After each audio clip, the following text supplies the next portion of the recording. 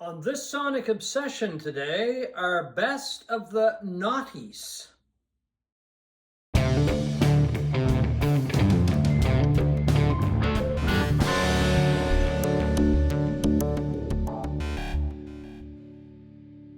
Hi folks, I'm John Whidden. Right there beside me on a sunny day in Halifax is Steve McLeod. Yeah.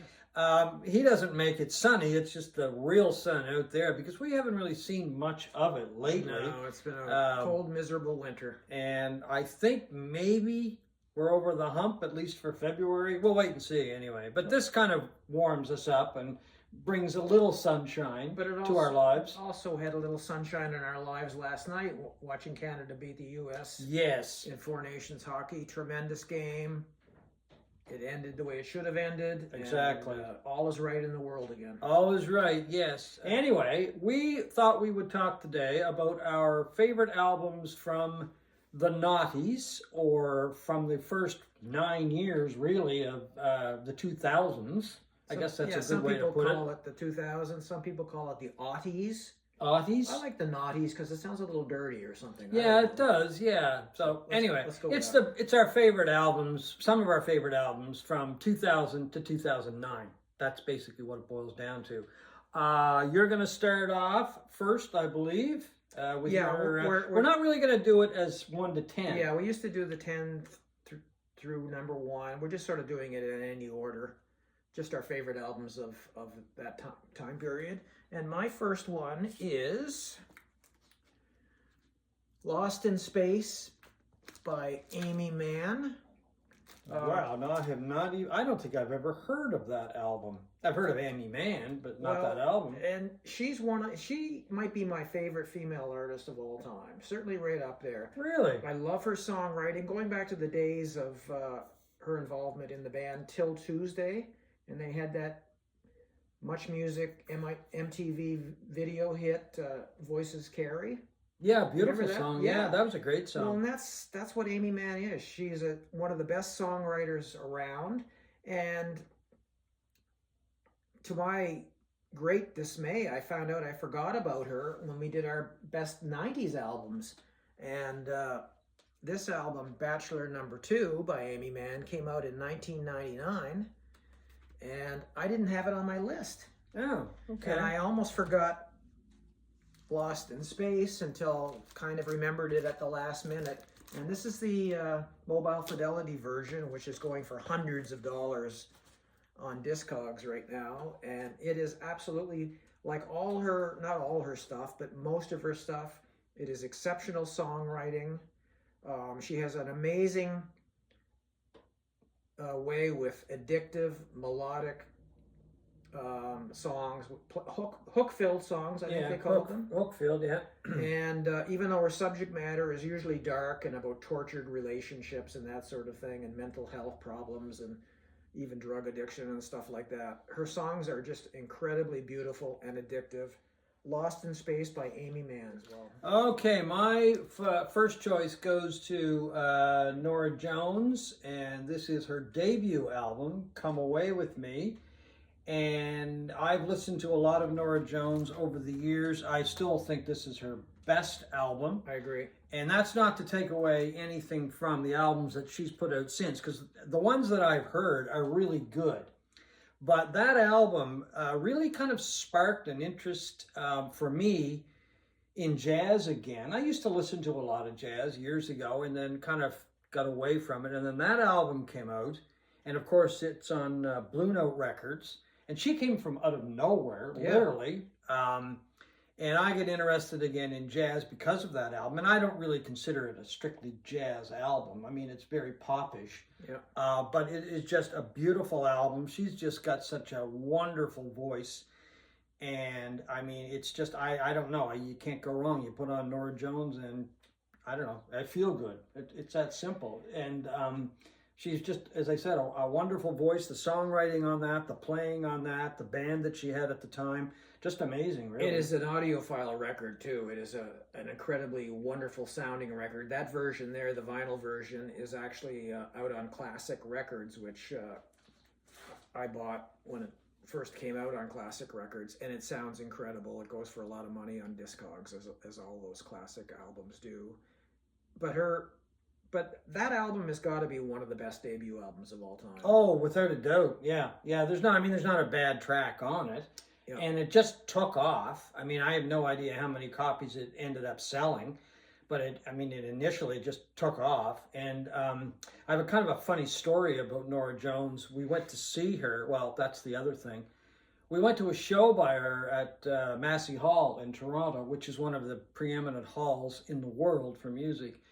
And our seats were off to the side, and the way her piano was situated on the stage is that she was, if you're looking at the stage, she was off to the left.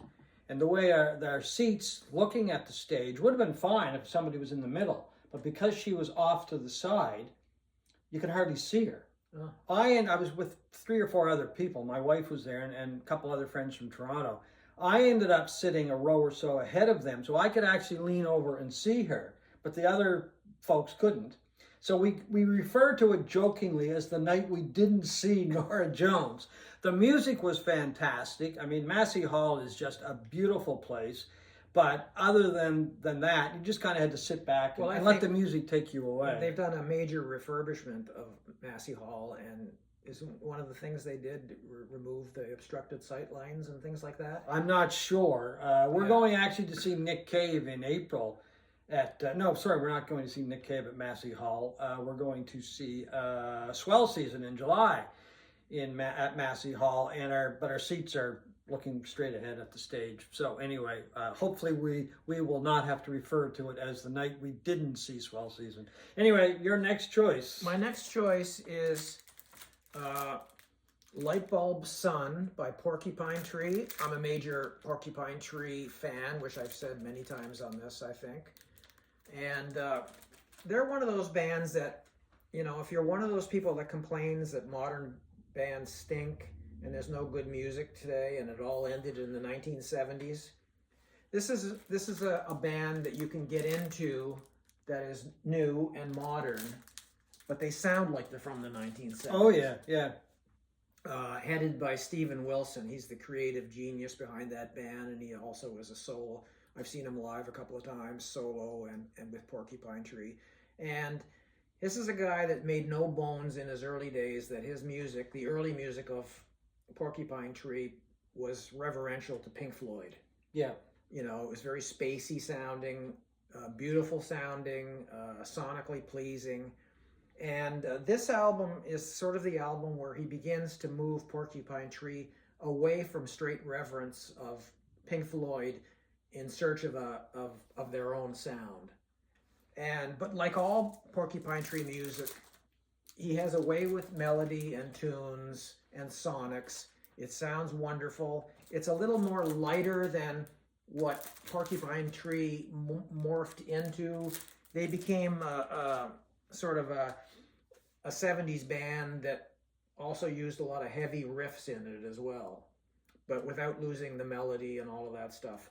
But this is a more quieter, less heavy, more gentle Porcupine Tree, although he begins to, there's a few songs where you can tell where he's beginning to sort of move into that heavy riffage that I think appeals to a lot of fans of Porcupine Tree. Anyway, Lightbulb Sun, which came out, when did this come out? This came out in 2008. Okay, so my next choice is a really sad story, actually. This is Amy Winehouse, Back to Black. Once again, this is an album, I only have the CD version of it, which I bought years ago. She, once again, just kind of blew onto the scene, took right over. Everybody just, couldn't get enough of Amy Winehouse. Her soul, her R&B sound was just incredible. It was really fresh, I thought, at the time. It was something I think that we needed. She just had a lot of soul. She had a really good backup band. These guys were really funky, and she just took over music for quite a while, actually. And it was this album, I think, that, in my mind, that did it. And I'm wondering, who is this person and where is she from? Turns out she was from London, from England, and just had an incredible sound. Her voice was amazing, and the band with her, soul, funk. I mean, you couldn't really beat that. She did other recordings. Nothing as good as this, I don't think. What about you? I never heard her first album, but I understand it was more jazz inflected than R&B. I think that's on my list as well, so I'll talk about it now as well. I just think it's one of the greatest R&B albums of all time. Yeah, so do I. Which is kind of almost blasphemous to say for a modern R&B performer, because what passes for R&B today is not what my idea of R&B is. This does. Oh, this does, yeah. I mean, it has a lot of influence by, it's R&B, it's brill building songwriting, and it's a reverence for 60s girl groups is what Amy Mann was all about on that album. Amy Winehouse. Or Amy, I got Amy Mann on my brain. Amy Winehouse. Yeah, it's amazing album beginning to end. It's sad and tragic. The irony is her biggest hit from that album was Rehab. I know, yeah. Which is about her resisting efforts to get her into rehab, and it ended up taking her life. She died in 2011, 5 years after the release of that album. And there's nothing sadder than watching her performances late in her life, her young life, of this skeletal wreck of a woman trying to sing on stage and can no longer sad. Even carry a tune. Yeah. It's so sad. I mean, if you talk about the danger of drugs and that, she was a walking example of that. But that is a fantastic album from beginning to end. All of the songs are great.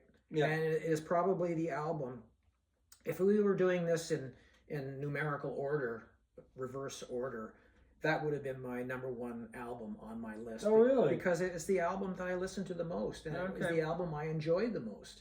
Yeah. It's a fantastic record. Well, it's one of those records you can put on. I mean, it's great when you're driving because it's got a lot of life to it, a lot of energy, or you can just put it on when you're at home. It's the same idea. I love R&B, the old style R&B, soul. That's what this album is all about. And yeah, it's very tragic that she died in 2011. So at age 27. 27. That age where a lot of rock stars and that died. Oh, like exactly. Hendrix Yeah. and Janis Joplin and all that. Kurt Cobain. Yeah.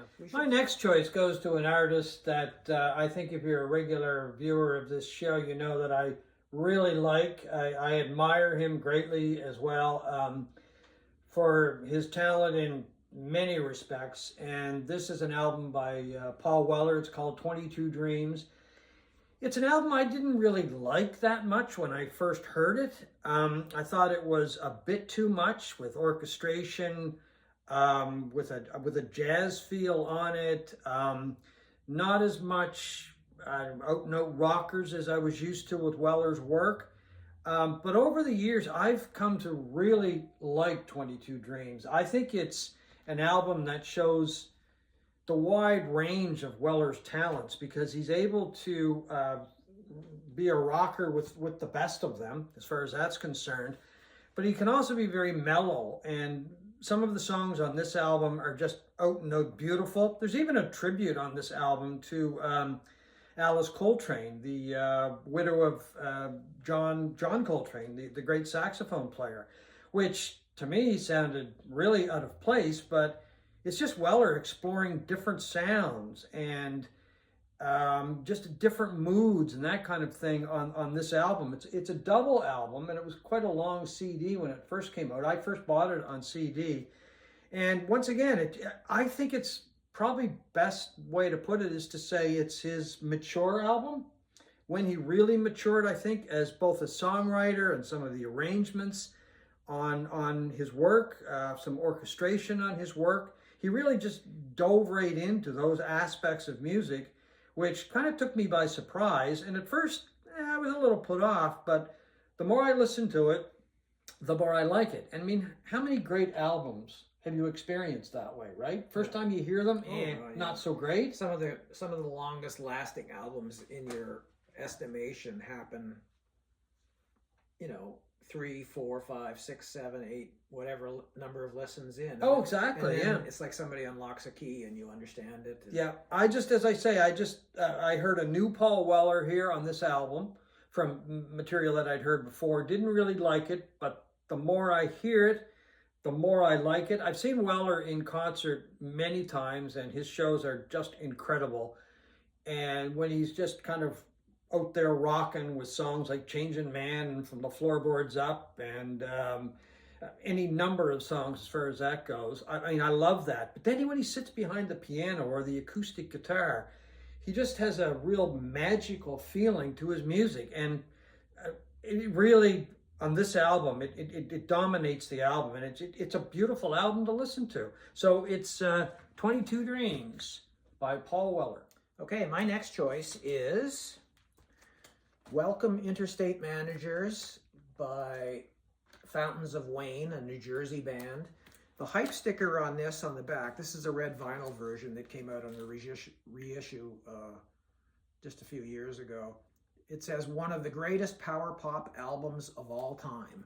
And I would have to agree with that. I think this is, in my mind, arguably the greatest power pop album of all time. It is nothing but amazing hooks, addictive songs, great production, something you put on and every song sounds incredible.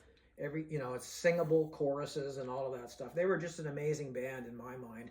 It's too bad they didn't last longer than they did. I was going to ask you, what ever happened to them? Well, they broke up. One of the guys, I'm sorry, I forget the guy's name or not. He was the bass player, and he co-wrote and wrote a lot of their music, died a few years ago. Yeah. But I think it was just, personality conflicts and that. But a fantastic record, right up there with any of the great power pop albums of all time. One of the songs, I mean, it's just, the lyrics are humorous a lot. They're nerdy a lot, because these guys, you can tell, were a bunch of nerds in high school. Yeah. And one song is just incredible. It's about a guy who works in his father's flooring business back in Hackensack, New Jersey, sanding floors, and he sits there and he just fantasizes about this girl in high school that he was in love with. She wasn't in love with him, didn't even know he existed, and she went on and became famous in Hollywood. And he just sings, it's one of the greatest songs of unrequited lust and love ever written. And the whole album is like that. You might remember the hit, what was it called? Stacy's Mom. Oh, yeah. I do remember that. Yeah, with the great Rachel Hunter in the video. That's right. Yes. Just Okay. Absolutely gorgeous. Yeah. Welcome Interstate Managers by Fountains of Wayne. Okay, so you mentioned New Jersey, so let's go to New Jersey, and of course one of its favorite sons, if not its favorite son. This is my next choice. This is an album by Bruce Springsteen. It's called The Rising.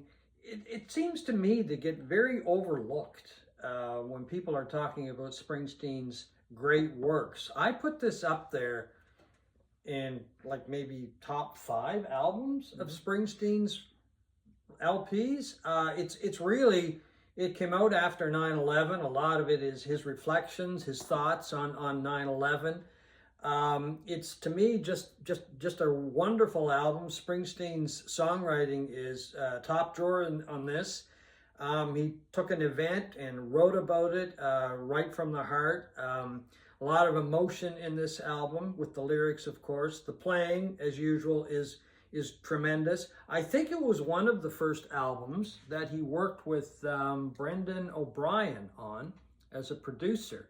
And I think it was really good that he took a break, because up to that point, I think John Landau had produced most of the material, had he not? I think so. Yeah. So anyway, a change in production, I think, was good in this case.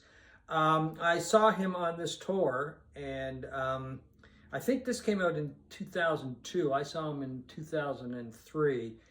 And it was, I think, in my mind anyway, because I've seen him 3 or 4 times now, and it was one of the best shows I've ever seen by him. And I think it's considered one of his best tours. But anyway, it's an album I put right up there with Born to Run and Darkness on the Edge of Town. And my favorite, Nebraska. It's right there. So, you're next. My next is a 2002 album, Oh, by Damien Rice. And it really made waves. It was critically acclaimed. People bought it. He became kind of a bit of a sensation. And, appearing on I remember him famously appearing on Letterman and other shows like that. It is just an absolutely beautiful album of evocative songs and usually sparse instrumentation, but he does make excellent use of keyboards and also orchestration in this. And also Lisa Hannigan. Do you remember Lisa Hannigan? I was just going to say that she's an integral part of that album. Her vocals on that album just give it just another feel from just one guy sitting there singing. She adds so much to the whole sound. Yeah, it's perfect. I mean, and she sings on probably half of the 10 songs on this album, thereabouts, and it is a highlight every time she opens her mouth. Now, my wife loves that album. Yeah. She fell in love with Damien Rice's music after hearing that album. She doesn't play him as much as she used to, but there for a while, that's all she listened to. We tried to see him a couple of times, or we were hoping to see him. It just never worked out, and both of us, though, really like Lisa Hannigan. We listen to a lot of her solo stuff. You have a solo album or two of hers. I've got a couple, or we've got a couple, and they're good. But those two together was magic. I believe they were in a relationship at the time. I think so, yeah. And the chemistry between them is quite palpable. Yeah. On these songs, and you know, I do have one other Damien Rice album. I think the one that came out after, which the name escapes me now, but nothing equals this. This is a fantastic. Yeah, that is a tremendous album, and one of the best albums of the noughties. Yes, I should point out that we're going to do the our favorites of the noughties in two parts, 5 albums and five albums each in the first part, and then 5 albums each again in the second half. Not in any order, just 10 in total of the albums that we really like. So we're going to wrap up today's show with my 5th choice. And I think it's probably best to describe this as an album of discovery, because I had never heard Nick Cave and the Bad Seeds till I picked up this album. Actually, 2 albums, really. The Lyre of Orpheus and Abattoir Blues. My favorite of the 2 would probably be Abattoir Blues, because there's a lot of music on here. Beautiful package, by the way. Nice cardboard box with each album, and beautiful, oh, here we go, the beautiful booklet with some information, lyrics, and of course some photos and that kind of thing. Pretty much what you would expect. But I had never heard the band. I'd heard a lot about the band, and didn't really know what to expect. Just on a hunch, on a whim rather, went out and bought the album, and loved it. From the minute I hit play, I'm like, who are these people, right? My experience is exactly the same. That was the band, the album that I bought first of Nick Cave's, and I just absolutely loved it. Knew very little about them, really. Yeah. And like you, I just fell in love with it very easily. Could have been on my list as well. So I wholeheartedly agree on this one, and I became a fan of Nick Cave's, and I probably must have 6 or 8 other albums of his. Yeah, I didn't know anything about them. And then I ended up finding out that he was from Australia originally, in a group called the Birthday Party, I believe, and then he moved to England, London, and settled there. And the Bad Seeds, there's been changing personnel over the years, but still an amazing band. Wild God, one of my favorite albums of the last 10 years, 20 years as far as that goes. That's his new one. But this, as I say, just kind of really opened that door to Nick Cave and the Bad Seeds. And it's just typical Nick Cave. I mean, you've got an emotional roller coaster ride with his music. It's very soulful. It's very energetic. It can be very dark. But you go always beautiful. Always beautiful. That's a key thing. He has this beautiful sound, and he goes from way down here emotionally to way up there emotionally. And as I say, it was an album of discovery. I still listen to Nick a lot. I think he's one of the great songwriters, one of the greatest songwriters who ever lived. Well, that's the beautiful thing about being a music fan is these discoveries that come along in your life, and you go, where has this guy been all this time, right? Exactly. Yeah. And you just fall in love with an album, and then you go back and explore their back catalogs, and it's always wonderful that you can be a music fan late into our lives and still find new things to listen to, new bands to discover. And that's the beauty of loving music. Yeah, I mean, you brought something up. You said beautiful, and I've been listening to a lot of Ghosteen lately, which is a very dark album, but it's also hauntingly beautiful at the same time. And I find a lot of Nick's work is like that. So anyway, I have this album to thank for that, for opening the door, and this still sounds great. I was just listening to it the other day because it had been a while since I listened to it. It's still just a wonderful album. I think one of the best albums that he ever did. Okay, folks, that is part 1 of our favorite albums of the noughties. 5 of Steve's favorite, 5 of mine. We'll be back in a week or so with another edition of this look at our favorite albums of the noughties on this Sonic Obsession.